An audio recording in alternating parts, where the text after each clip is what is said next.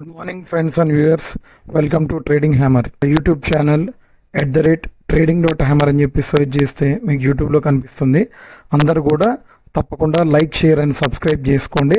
ఈరోజు ఒక అద్భుతమైన స్టాక్తో మీ ముందుకు వస్తున్నాను. ఈ స్టాక్ పేరు వచ్చేసి డీప్ డైమండ్ ఇండియా లిమిటెడ్. ఇది ఒక micro cap company. Market cap 138 crores మాత్రమే. ఇది ఒక మైక్రో క్యాప్ కంపెనీ, చాలా చిన్న కంపెనీ అన్నమాట. ప్రస్తుతం ఇది ₹9.57 దగ్గర ట్రేడ్ అవుతుంది. 4.93% సర్క్యూట్ లాక్ అయిపోయింది. అప్పర్ సర్క్యూట్ లాక్ అయింది.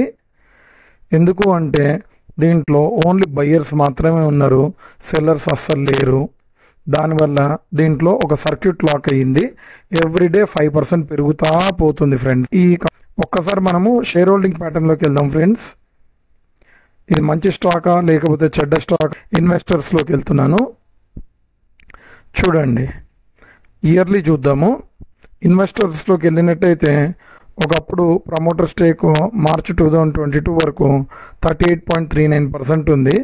మరి ప్రజెంట్ అక్టోబర్ 2025 చూస్తేనేమో 0.03%కి వచ్చింది. ఈ ప్రమోటర్ అమ్మిన కంప్లీట్ స్టేక్ ఎవరు కొన్నారు? పబ్లిక్ కొన్నారు. 99.62% ప్రజెంట్ పబ్లిక్ హోల్డ్ చేస్తున్నారు. ప్రమోటర్స్ది పెద్దగా స్టేక్ లేదు, ఎఫ్ఐఎస్ది లేదు, డిఐఎస్ అయితే అసలు లేరు. సో దీంట్లో ప్రతిరోజు 5% పెరుగుతుందని చాలామంది కొంటా ఇల్లు ఉంటారు స్టాక్ని. కాకపోతే ఈ కొన్ని వాళ్ళందరూ కూడా ఇరుక్కున్నట్టే. అంటే it's a clear trap, dump and dump అనే యాక్టివిటీ అని కూడా అనొచ్చు. కంప్లీట్గా మనీ పంప్ చేస్తారు ₹1, ₹2 ఉన్నప్పుడు. దాన్ని అప్పర్ సర్క్యూట్ పట్టుకున్న తర్వాత పట్టుకునేటట్టు చేసి దాన్ని విపరీతంగా ప్రమోట్ చేసి ఆ స్టాక్ని ఎక్కడికో తీసుకెళ్ళి దాని తర్వాత వాళ్ళ స్టేక్ అమ్మేసుకొని వాళ్ళు ఇన్వెస్ట్ చేసిన 5 కోట్లని 25 కోట్లు, 30 కోట్లు, 50 కోట్లు చేసుకొని లాస్ట్కి సమ్ XYZ పాయింట్లో వాళ్ళ టార్గెట్ రీచ్ కాగానే అమ్మేసుకుంటారు.